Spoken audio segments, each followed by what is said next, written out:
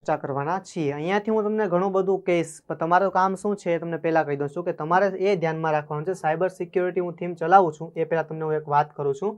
એ વાત એ છે કે સાયબર સિક્યોરિટીમાં ખાસ તમારે એ કરવાનું છે કે સાયબર સિક્યોરિટી ઉપર તમારું ટાસ્ક શું છે કે અહીંયાથી એક થીમ બેઝ કન્ટેન્ટ આપવામાં આવશે તમને,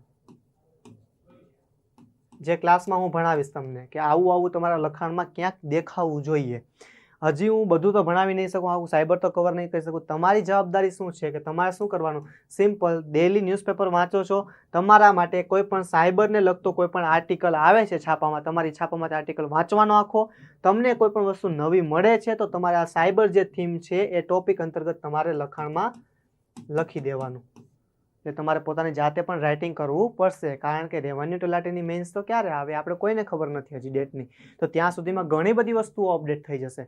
પણ હું અહીંથી તમને એક વસ્તુના ડાયમેન્શન બતાવીશ કે આવી રીતે વિચારવાનું છે, પણ તમારે એમાં ઇમ્પ્રુવમેન્ટ તમારી જાતે લાવતું રહેવાનું, ડાટા અપડેટ કરતો રહેવાનો। ઓકે, ખાસ એ કરવાનું છે।